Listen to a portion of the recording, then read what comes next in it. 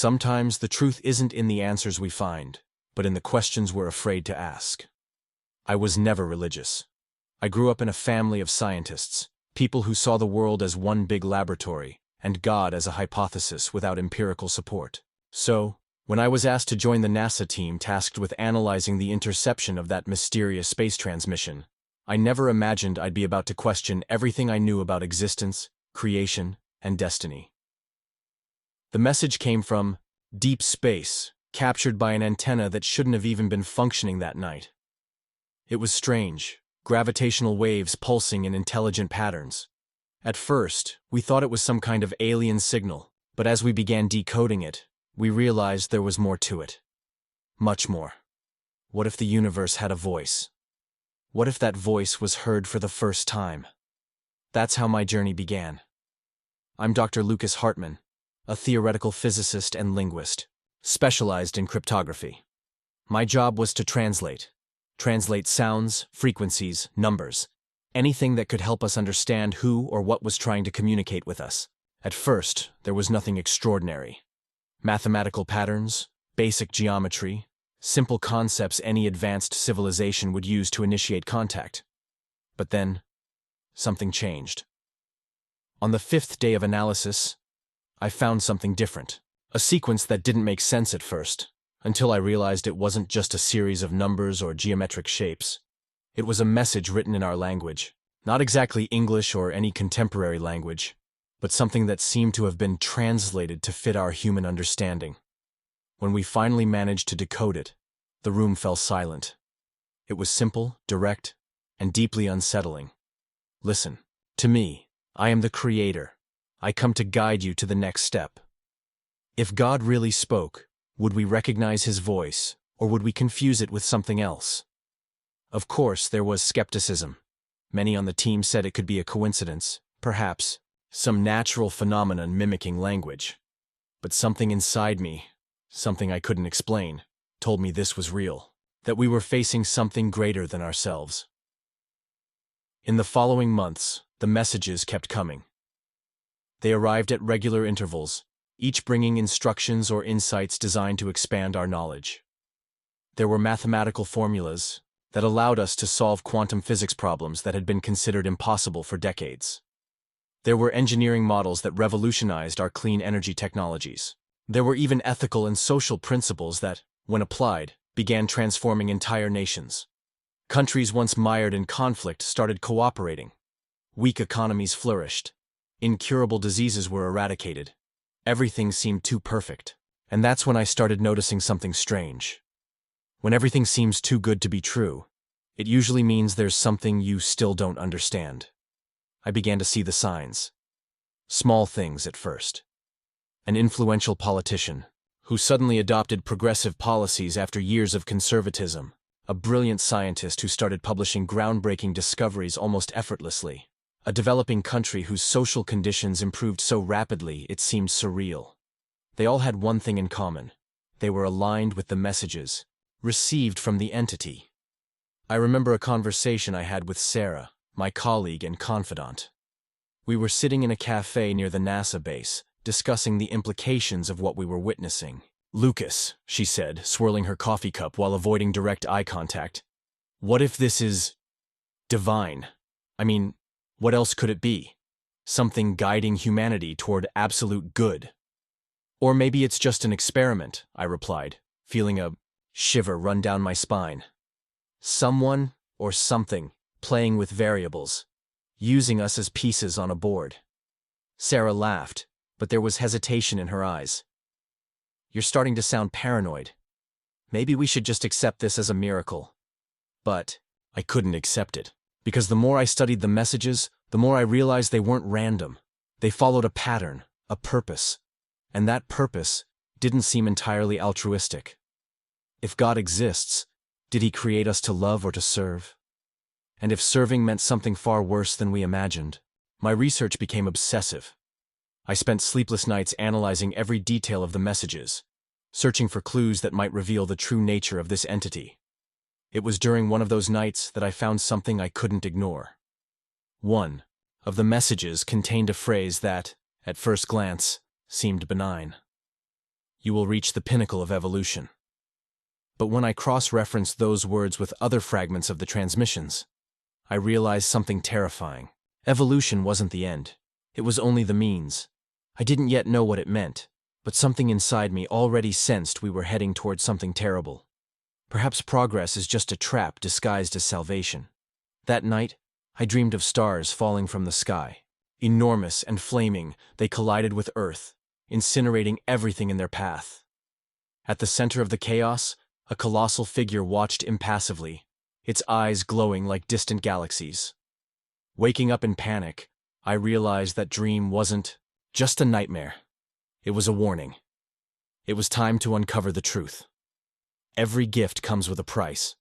The question is, how much are we willing to pay? I couldn't shake the feeling that I was being watched. It wasn't paranoia.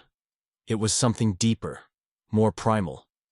Like the universe itself had shifted its gaze toward me.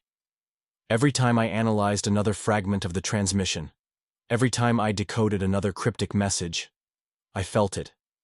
A presence, not human, not even remotely familiar. Something vast, ancient, and hungry.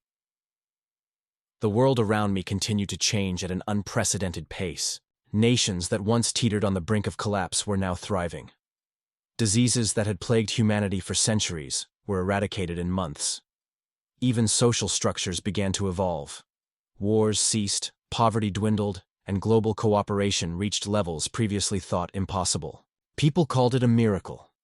They called it divine intervention. Some even declared it proof of God's existence. But I knew better. If God exists, why does he speak in riddles? Why does he hide behind equations and patterns instead of showing himself? It started with small anomalies, subtle inconsistencies in the data that didn't align with natural progress. For instance, there was the case of Dr. Evelyn Carter, a brilliant astrophysicist whose groundbreaking research on quantum entanglement suddenly accelerated beyond comprehension. Her papers were flawless, her theories revolutionary. But when I spoke to her personally, she seemed distant, almost mechanical. She claimed the ideas came to her in dreams, but her eyes told a different story. They were hollow, like someone or something had taken root inside her mind. Then there were the economic booms. Entire countries leaped from third-world status to global powerhouses overnight. New technologies emerged that defied conventional science. Energy sources too efficient to be real. Crops engineered to grow in barren deserts. Cities rebuilt with materials stronger than steel, yet lighter than air. All of it traced back to the transmissions. All of it tied to him. At first, I tried to rationalize it. Maybe this entity truly was benevolent. Maybe it saw potential in us, a species worth saving. But the more I dug, the more cracks appeared in the facade.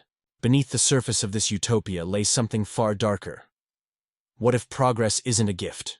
What if it's bait? One night I decided to run a simulation based on the patterns embedded in the messages. Using advanced algorithms, I cross-referenced the data with historical events, technological advancements, and societal changes over the past decade. The results were chilling. The entity wasn't just guiding us, it was accelerating our evolution, pushing us towards some kind of climax, a point where humanity would reach its peak physically, intellectually, and culturally. And then what? What happened after we reached this so-called apex?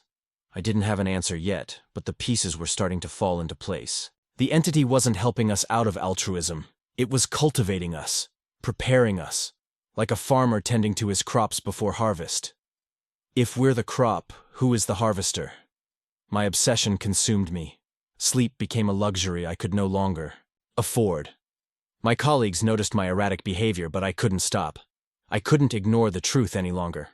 One evening, while poring over encrypted files in my lab, I stumbled upon something that made my blood run cold. Hidden within one of the transmissions was a sequence I hadn't noticed before.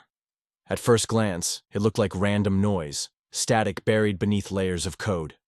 But when I isolated it and ran it through a spectral analysis program, a pattern emerged, a series of symbols unlike anything I'd ever seen. They weren't mathematical or linguistic, they were biological, DNA sequences, human DNA sequences. And they weren't static. They were evolving. We think we're climbing upward. What if we're actually spiraling downward? Panic set in as I realized what I was looking at. These weren't just instructions for advancement. They were blueprints for transformation.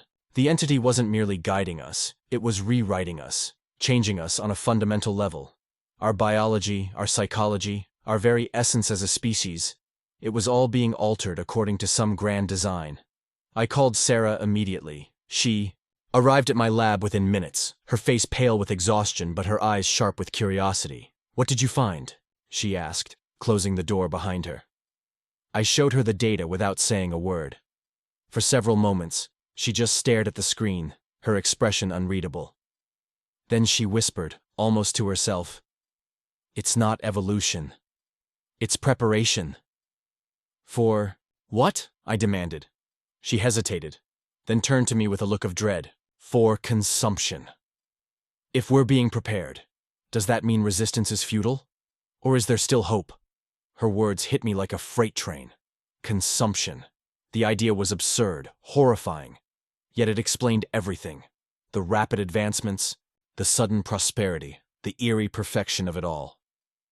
We weren't being saved, we were being fattened. But why reveal this to us? Why give me the tools to uncover the truth? Was it arrogance, sadism, or something worse? That night, I dreamed again. This time, the figure from my previous nightmare stood closer, its massive form blotting out the stars. Its voice echoed in my mind, deep and resonant, neither male nor female, but something entirely other. "You cannot stop what is inevitable," it said. "You will understand soon enough." When I woke up, my hands were trembling. On my desk, glowing faintly in the dim light of my monitor, was a single line of text that hadn't been there before. "The end is already written. Freedom is an illusion. Every choice we make leads us closer to the same inevitable end." The words haunted me. The end is already written. They weren't just a message. They were a declaration, a promise. And no matter how hard I tried to shake them off, they clung to me like shadows in the dark. I couldn't ignore what Sarah had said, either. Consumption. The idea was absurd, monstrous even, but it fit too perfectly with everything I'd uncovered so far. The entity wasn't helping us out of kindness or divine purpose. It was grooming us, preparing us for something far more sinister. But why? Why go through all this trouble? If the entity wanted to consume us, why not do it outright? Why spend centuries, or perhaps millennia, guiding our evolution, nurturing our growth, only to destroy us in the end? The answer came to me in fragments, buried deep within the transmissions. Each new piece of data I decoded brought me closer to understanding the horrifying truth about who, or what, we were dealing with.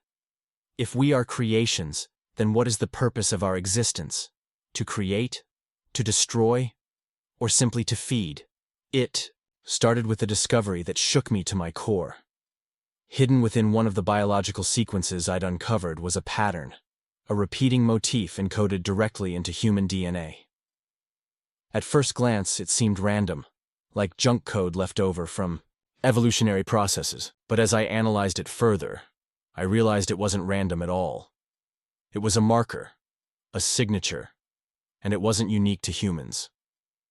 The same sequence appeared in the genetic makeup of countless species across Earth's history. Dinosaurs, Neanderthals, even ancient marine life that existed billions of years ago. Every dominant species carried the same imprint, a silent testament to the entity's influence throughout time. This wasn't the first time the entity had done this. We weren't special. We were just another chapter in a cosmic cycle of creation and destruction. What if extinction isn't an accident? What if it's a harvest? Sarah and I worked tirelessly, piecing together the evidence. She hacked into classified databases, pulling records of mass extinctions, geological anomalies, and unexplained phenomena from humanity's past. Meanwhile, I focused on decoding more of the transmissions, searching for any clue that might explain the entity's motives. What we found was both fascinating and terrifying. Each extinction event in Earth's history coincided with a spike in technological or biological advancement among the dominant species of the time. The dinosaurs didn't die because of a random asteroid strike. They were wiped out because they had reached their peak. Their civilization, if they even had one, was harvested, consumed, erased, and now it was our turn. Hope is a dangerous thing. It keeps you fighting even when there's nothing left to fight for. Despite the grim revelations, I refused to give up. If the entity thrived on cycles, then maybe there was a way to break the pattern. Maybe we could find a loophole, a weakness in its design. I began running simulations, testing every possible scenario I could think of. Could we escape? Hide? Fight back? The results were disheartening. No matter what I tried, the outcome was always the same. Humanity would reach its apex, and the entity would come for us. There was no escaping the cycle, no defeating something so vast, so ancient, so incomprehensibly powerful. But then I found something unexpected, a glitch. Buried deep within the transmissions was a fragment of data that didn't align with the rest. It was fragmented, corrupted almost beyond recognition, but it contained something extraordinary, a record of resistance. Even gods can bleed, if you know where to strike. The fragment spoke of another species, long extinct, who had somehow managed to resist the entity's influence. They hadn't survived, at least not entirely, but they had left behind a legacy, a warning, and perhaps, just perhaps, a weapon. According to the fragment, this species had discovered a way to disrupt the entity's connection to its creations. By severing the link between themselves and their creator, they had briefly regained control of their destiny. But it came at a cost. The process required them to sacrifice everything, their technology, their culture, their very identity, as a species. It was a desperate act, born out of sheer necessity. And while it hadn't saved them in the end, it had delayed the inevitable. For a time, they had been free. Is freedom worth the price? And if it is, who decides what must be sacrificed? I shared my findings with Sarah. Her reaction was mixed, hope tempered by fear. If we try this, she said, her voice trembling, we'll be starting from scratch, losing everything we've built, everything we are. I know, I replied. But if we don't, we lose anyway. At least this way, we have a chance. She didn't argue. Deep down, I think she knew I was right. Humanity's survival depended on taking a leap into the unknown, into chaos. We spent weeks reverse engineering the fragment, trying to replicate the process described within. It was risky, dangerously. So, one wrong move, and we could destabilize the entire planet. But we had no other options. The clock was ticking, and the entity was growing stronger with each passing day. Sometimes, the only way to win is to lose everything. As we worked, I couldn't help but wonder if this was part of the entity's plan all along. Had it allowed us to find the fragment? Was it testing us, seeing if we'd take the bait? Or was this truly our one shot at freedom? The thought gnawed at me, keeping me awake at night. But I pushed forward anyway. Because deep down, I believed in something the entity didn't seem to understand. Hope. Hope wasn't logical. It wasn't rational. But it was powerful, and as long as we had it, we still had a chance. When you break the chains, you risk losing yourself. The plan was simple, or at least as simple as it could be when trying to sever humanity's connection to a godlike entity that had been influencing us for millennia. Using the corrupted fragment we'd uncovered, Sarah and I developed a prototype device designed to disrupt the entity's influence on our biology and consciousness. We called it the Severance Engine. It wasn't elegant, but it worked in theory. By emitting a specific frequency derived from the ancient species' resistance signal, the machine would scramble the biological markers embedded in human DNA. The same markers the entity used to control us. But simplicity doesn't mean safety. Activating the engine carried risks we couldn't fully calculate. Would it work? Or would it tear apart the very fabric of what made us human? We didn't have time to debate the ethics. The entity was accelerating its plans. Across the globe, signs of transformation were becoming impossible to ignore. People began experiencing vivid hallucinations, visions of towering, incomprehensible shapes looming over them. Others reported hearing whispers in languages no one could understand. Entire cities fell into chaos as individuals succumbed to paranoia, violence, or catatonia. It was happening faster than we anticipated. Humanity was reaching its apex, and, with it, came the first waves of the entity's true presence. How do you fight something that exists beyond comprehension? Sarah and I set up the engine in an abandoned military bunker deep beneath the Nevada desert. It was isolated, secure, and far enough from populated areas that if something went wrong, we wouldn't immediately endanger millions. Still, as we powered up the machine, my hands trembled. This wasn't just science anymore. This was faith, a desperate gamble that we could outwit something infinitely older and more powerful than ourselves. "Are you ready?" Sarah asked, her voice steady despite the fear in her eyes. "No," I admitted. "But does it matter?" She forced a smile. "Not really." With that, she flipped the final switch. The engine hummed to life, vibrating through the walls of the bunker like a heartbeat. A low-frequency pulse emanated outward, invisible but palpable. For a moment, nothing happened.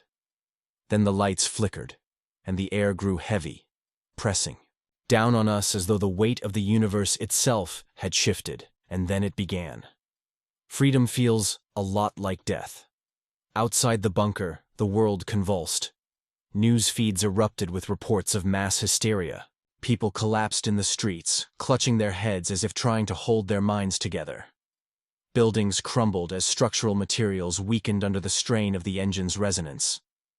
Even the sky seemed to twist and warp, clouds swirling into unnatural patterns as though reality itself was unraveling.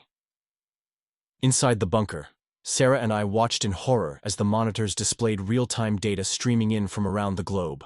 The engine was working. It was disrupting the entity's hold. But the cost was catastrophic. Civilizations were collapsing. Governments dissolved into anarchy. Communication networks failed. Within hours, humanity was reduced to fragments of its former self. And yet, amidst the chaos, there were moments of clarity. Reports trickled in of people waking up, free from the haze of indoctrination they hadn't even realized they were under. They described feeling lighter, as if shackles they hadn't known existed had been broken. Some claimed they could finally think for themselves, make choices without some unseen force guiding their decisions. But freedom came at a price. Without the entity's guidance, humanity's advancements began to collapse. Technologies failed. Crops withered. Cities once thriving with prosperity descended into ruin. The progress we'd taken for granted, the prosperity we'd believed was proof of divine favor, was revealed for what it truly was: artificial, unsustainable, built on borrowed power. What happens when the scaffolding is removed, and all that remains is the fragile structure beneath? As days turned into weeks, the full scope of what we'd done became clear. Billions were dead or dying. Survivors banded together in scattered communities, struggling to rebuild in a world stripped bare of the conveniences and certainties we'd relied on for so long. Disease spread unchecked. Resources dwindled. Violence erupted as desperation took hold. Through it all, Sarah and I remained in the bunker, monitoring the effects of the engine. At first, we dared to hope. Maybe we'd succeeded. Maybe we'd bought humanity a chance to start over, to forge a future free from the entity's influence. But as time passed, doubts crept in. The entity hadn't disappeared. Its presence lingered, faint but undeniable. Like a predator circling wounded prey, it waited, watching as humanity tore itself apart. And then, slowly, it began to act. Even gods can adapt. The visions returned. Only this time, they weren't subtle whispers or fleeting glimpses. They were vivid, visceral experiences that left survivors screaming in terror. The entity revealed itself not as a savior or a creator, but as something far worse, a cosmic parasite. It fed on civilizations, consuming their energy, their essence, their potential. Each cycle ended the same way, with destruction, followed by rebirth, followed by another harvest. And now, with humanity fractured and vulnerable, it prepared to descend. I saw it one night during a rare moment of sleep. The figure from my earlier nightmares loomed larger than ever, its form shifting and writhing like liquid darkness. Its voice echoed in my mind, louder and more piercing than before. "You cannot escape me," it said. "You are mine. Always have been. Always will be." When I woke, I found Sarah sitting silently in front of the monitors. Her face was pale, her expression haunted. "He's still here," she whispered. "He's always been here." Hope is a cruel illusion when there is no escape. By the end of the 4th month, the truth was undeniable. The severance engine had delayed the inevitable, but it hadn't stopped it. Humanity's rebellion had only angered the entity, pushing it to accelerate its plans. The skies darkened as massive structures began appearing in orbit, monolithic shapes that defied physics and reason. They pulsed with energy, casting eerie shadows across the earth below. Survivors spoke of beings descending from these constructs, harvesting whatever remained of human civilization. Not just bodies, but minds, souls, whatever essence the entity sought to consume. Sarah and I knew our time was running out. The bunker was no longer safe. Soon the entity would find us, and when it did, there would be nowhere left to hide. In the end, all stories are the same. They begin with hope and end with silence. The last days were a blur of desperation and despair. Sarah and I left the bunker when it became clear that staying underground offered no protection. The entity's presence was everywhere now, felt in the unnatural stillness of the air, seen in the shadowy figures that moved just beyond the edge of vision, heard in the whispers that echoed through empty streets. Humanity's remnants clung to life in scattered pockets across the globe. Some prayed for salvation, clinging to old religions or inventing new ones in a futile attempt to make sense of what was happening. Others fought back, armed with whatever weapons they could scavenge, though their efforts were as effective as throwing stones at a storm. Most simply waited, too broken to resist, their faces hollow masks of resignation. And above it all loomed the monoliths, towering constructs of impossible geometry that hung motionless in the sky like judges preparing to pass sentence. Their surfaces shimmered with colors that shouldn't exist, shifting and writhing as if alive. At night, they emitted a low hum that vibrated in your bones, making sleep impossible. During the day, they cast long, jagged shadows that seemed to stretch endlessly, swallowing entire cities whole. What does it mean to be devoured by a god? Is it destruction, or is it transcendence? Sarah didn't last long. She fell ill after our 2nd week outside the bunker, her body succumbing to some unknown ailment brought on by exposure to the engine's resonance. Or perhaps something more sinister. Her feverish delirium was punctuated by moments of lucidity, during which she spoke in fragmented sentences about the design and the cycle. "They knew," she murmured one evening, her voice barely audible over the wind. "The others, the ones who came before, they knew this would happen. That's why they warned us, not to stop it, but to choose how we go." "Choose?" I asked, gripping her hand tightly. "What choice do we have?" She smiled faintly, her eyes glassy. "How we face it, whether we bow or scream." She died shortly after, leaving me alone in a world that felt less real with each passing hour. Without her, the weight of everything pressed down on me harder than ever. I wandered aimlessly, moving from one ruined city to the next, searching for answers I knew I'd never find. When the universe speaks, will you listen? Or will you curse the stars? It was during one of these wanderings that he finally revealed himself. I had entered what was once a bustling metropolis, now reduced to rubble and ash. The streets were eerily quiet, save for the sound of my footsteps echoing off crumbling buildings. As I walked, the air grew colder, heavier, until every breath felt like inhaling ice. Then, without warning, the ground beneath me shifted, and I found myself standing in a vast, featureless void. Before me stood the entity, not as a shape or form, but as a presence so overwhelming it defied description.